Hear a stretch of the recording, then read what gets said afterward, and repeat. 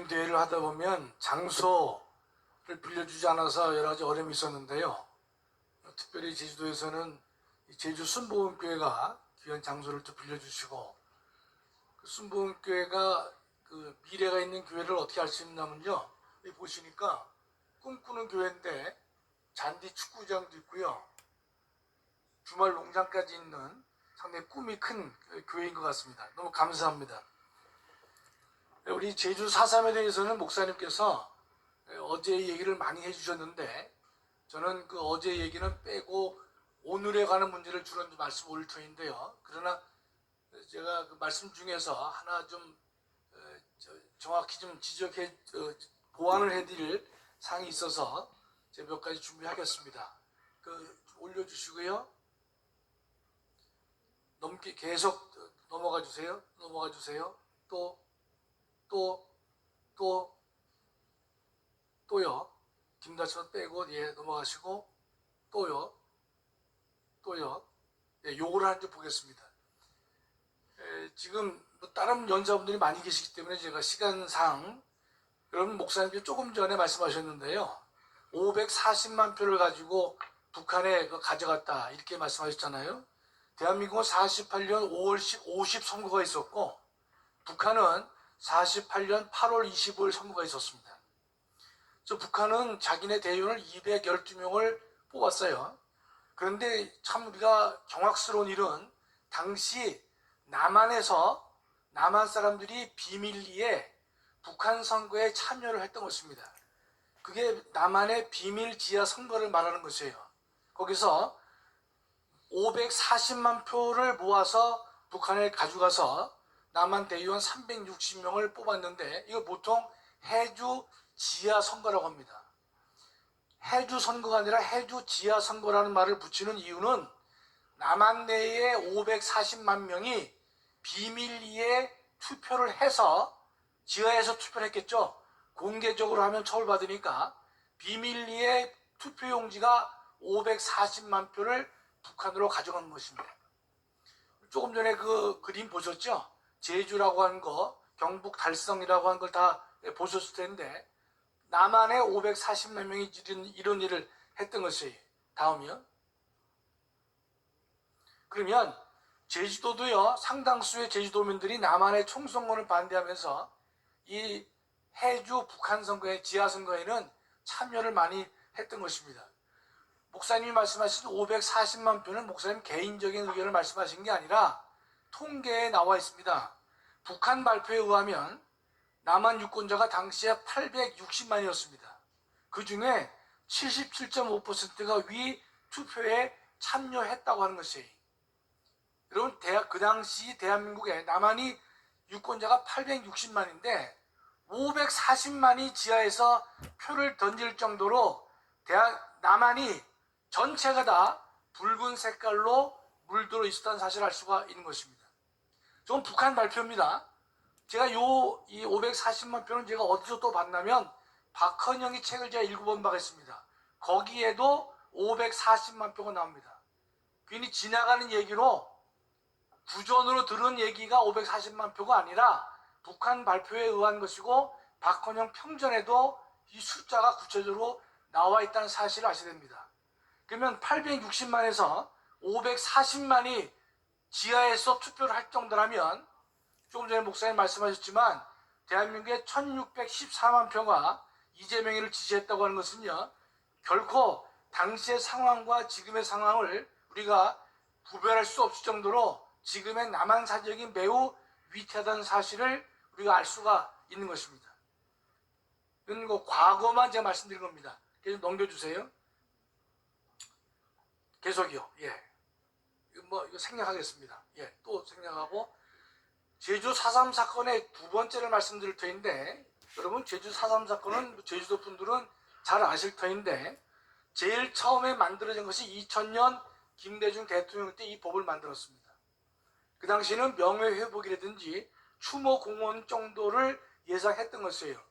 좀 전에 목사님 말씀하다시피 제주 4.3 사건 당시에 남로당에 의해서 학살된 양민이라든지 군경의 과잉 진압으로 희생된 분이 계실 수가 있거든요. 그분들을 명예회복하고 추모공원을 만들자 이렇게 했기 때문에 당시 국회의원 300명 중에서 한 명만 퇴장을 하고 전원 찬성을 해서 이 법을 만들었습니다. 이 법을 만들 때는요, 돈 준다는 말은 없었습니다. 그냥 단순히 명예회복과 추모공원을 만들자고 한 것이었어요.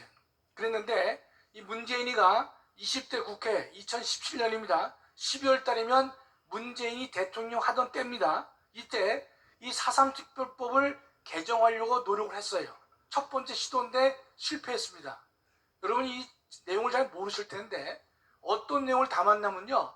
당시 제주 4.3에서 군사법원에서 유죄 판결을 받은 사람들이 한 4,000명 되는데 이 사람들을 일괄해서 무죄로 만들자는 법률을 시도했습니다. 제가 직접 읽어봤습니다.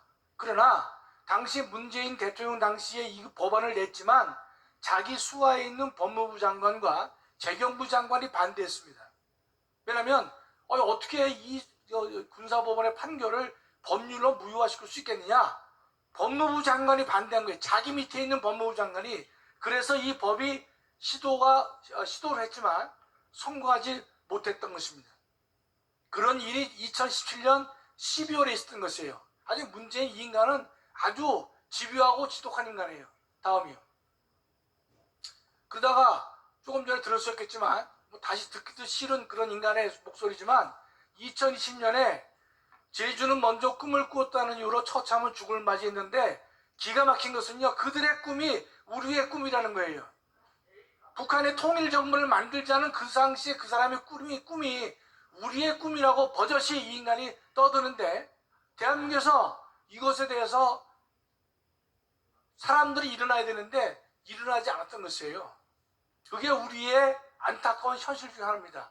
하다 보니까 이 인간이 2021년에 한 걸음 더 나가는 것이죠. 2020년에 그렇게 말을 했는데도 국민들이 말을 하지 않으니까 만만히 먹는데 국민들을요. 그래서 1년 뒤에는 어떻습니까? 이 남로당 반란을 진압한 대한민국의 군인과 경찰을 국가폭력으로 정의를 내렸습니다. 이렇게 하는 데는요, 문재인의 문제가 가장 크지만 2020년이나 2021년 이 추모사대에서 침묵하는 국민이 많다는 점에 우리의 모습을 돌아보지 않을 수가 없는 것입니다. 다음이요. 이건 자랑으로 한 게 아니라 2021년 4월 14일 조선일보에 문 대통령의 제주 4.3 추모사는 헌법 위반이다 라고 제가 개인 광고를 제 이름을 밝혔죠. 사실상 이건 우리 목사님께서 지원해 주셔서 낸 겁니다. 이걸 냈더니만 많은 사람들이 전화가 왔어요. 교수님 큰 돈 썼는데 자기가 후원을 하겠대 해서 내가 그냥 목사님이 해주셨다는 말은 안 하고 됐다 내가 그렇게만 했습니다. 이게 다음이요. 그런데 통탄할 일은요, 아까 말씀드렸지만 4,000명의 군법에 의해서 유죄 판결을 받은 사람을 법률로 일괄 무효화시키려고 했던 시도가 17년에 있었는데 안 됐죠. 그러니까 이 사람들이 이 방법을 바꿉니다. 어떻게 바꾸느냐? 일괄 무효화시키는 법률을 만드는 것이 아니라 직권재심이나 특별재심을 통해서 무죄로 만드는 방법을 이 사람들이 강구합니다. 그래서 통과시켰어요. 2021년입니다. 6월입니다. 여기에 국민의힘이요. 당시 103명이었는데 73명이 찬성을 했습니다. 민주당은 당연히 했겠죠. 그러나 국민의힘이 했단 말이죠. 다음이요. 지금 이 직권재심이 그래서 이루어졌습니다. 직권재심은 그러면 법무부 장관이 직권으로 재심을 하게 해주는 거예요. 왜냐하면 형사재심은 거의 불가능합니다. 하다 보니까 그 사람들의 편의를 위해서 군법회에서 유죄 판결 받은 사람의 편의를 위해서 법무부 장관이 대신해서 직권으로 재심이 가능하다라고 법원에다가 소를 제기해 주는 것입니다. 그게 바로 직권재심이에요. 이런 것들은 형사소송법에 그동안에는 없었던 제도입니다. 그러면 1차 직권재심에서 그럼 1차 직권재심이 작년에 이루어졌습니다. 작년 3월 29일 날에요. 20명 무죄를 시작을 해가지고 제가 조사를 해보니까 금년 1월 31일까지 24차 직권재심을 했습니다.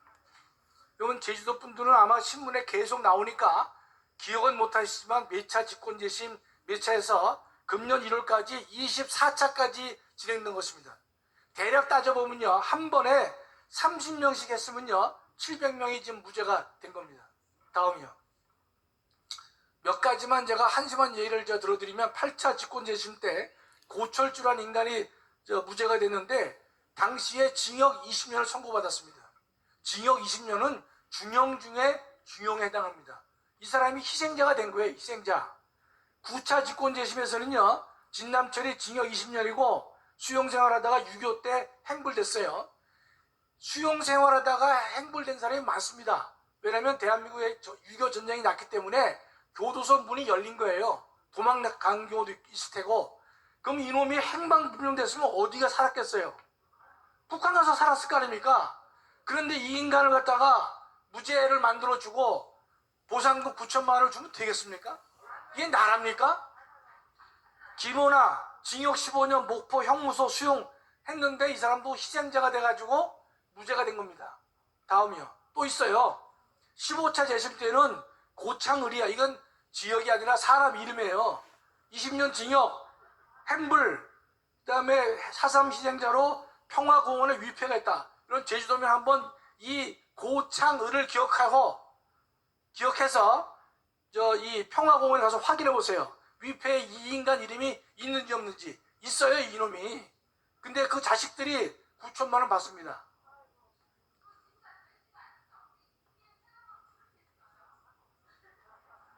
제가 준 거 아니에요? 제가 준 거 아니에요. 에?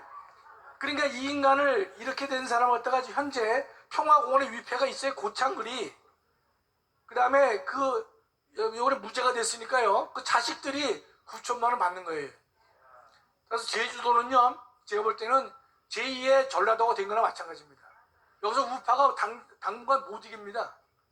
그 결과가 나와 있잖아요. 국회의원 3명이 다 민주당 아닙니까? 이 인간뿐만이 아니에요. 이양도는 징역 15년, 김민학이는 사형 선고 받은 놈인데 살아나가지고 거의 임원진도 사형 선고 받았어요. 당시에 사형 선고 받았으면 얼마나 중죄입니까? 그렇죠? 그랬는데 국무총리 보상위원회에서 이 사람을 갖다가 희생자로 판정해 준 거예요. 이게 희생자입니까, 이 사람이? 다음이요.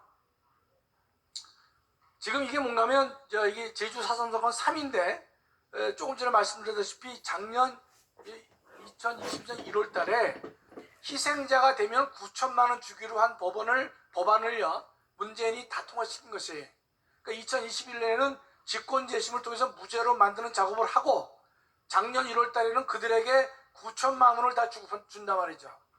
그럼 누가 받느냐? 그 자손들이 다 받도록 돼 있는 것이에요. 그 9천만 원 받는 인간들이 누구 찍겠습니까? 다음이요. 짜증나서. 그런데 이 새 정부 들어와서 문제가 또 생긴 거예요. 이 4.3 특별법은 군사재판에 대해서만 직권재심을 하도록 했어요. 당시도 일반 재판이 있었거든요. 일반 재판은 직권재심을 법이 허용하지 않는데 이 한동훈이가 일반 재판에 대해서도 직권재심을 할 수 있도록 검토해 보라고 얘기를 했습니다. 그래서 제가 일단은 지금 넓은 의미의 우리 편이고 그 다음에 참 뭐하니까 말을 안 하고 있지만 법에도 근거가 없는데 왜 이걸 확대시키냐 이 뜻입니다. 다음이요. 잘 몰라서 그럴 수도 있다고 제가 이쁘게 생각하는데 다음 없어요? 마지막으로요. 우리 순서가 많이 계시니까 우리 목사님께서 몇 년 전에 저한테 반주사파법을 연구해 보라고 이제 하시더라고요. 한 3년 전에 말씀하셨어요. 그래서 제가 반주사파 이놈들을 어떻게 해야 되나 좀 막막하더라고요. 네. 그래서 제가 연구를 해보니까 독일에는요 나치 시대에 불법 재판을 한 게 있었거든요. 그걸 20년 지난 다음에 일괄 무효화시키는 법률안을 10개의 조문으로 통과시켰습니다. 그 예가 있습니다. 그래서 제가 거기서 힌트를 얻고 또 목사님께서 지원해 주셔가지고 작년이나 재작년에 독일의 그 전문 교수와 같이 국제 학술 대회도 우리가 개최를 한 바가 있습니다. 그 자료를 제가 다 가지고 있습니다. 저희는 내년에 200석을 하게 되면요, 반드시 이번에 23차까지 됐지 않습니까? 내년 2월까지 되면 아마 한 30차, 40차는 충분히 될 것인데 40차에 이루어진 모든 재판을 무효화시켜 그러려면요 200석 대대입니다. 200석 되면 24차 아니라 30차까지 간다 하더라도 재판을 일괄 무효화시킬 것이고 받은 9천만 원 빵 사 먹었으면 다 회수가 안 되겠지만 9천만 원을 전액 회수하는 법안도 반주사법 법안에 들어갈 것입니다. 그러니까 여러분들 기도하시면서 200 지금 예컨대 각종의 4.3 특별법 특별재심과 직권재심이 위원이라고 하는 걸 갖다가 헌법재판소에 현재 기류 중에 있습니다.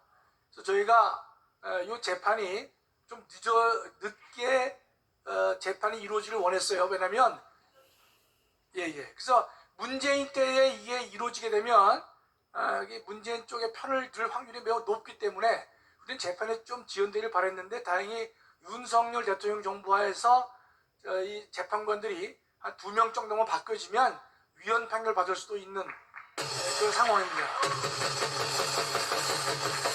여러분들 하여튼 기도 열심히 해주시고요.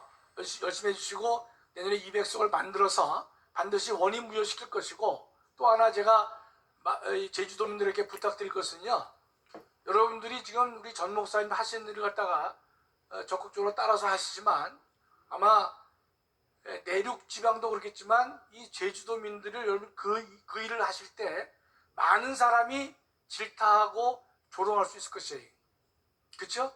또 이웃과의 관계도 상당히 서먹서먹하고 어렵고 말하기도 어렵고 더군다나 지금은 좌파 쪽으로 기울어진 이 운동장 속에서 여러분들이 목사님 말씀 순종하면서 적극적으로 운동하기가 상당히 어려울 수 있을 것입니다. 그러나 결론적으로요, 역사는 소수가 늘 만들어 왔습니다. 역사는 소수가 만든 것이에요. 다수가 만든 거 없어요. 전 목사님이 하시는 일 소수가 하시는 게 소수가요. 그렇죠? 따라서 목사님이 하시는 일을 우리가 적극적으로 순종하고 따르기만 하면 될 것이다. 감사합니다.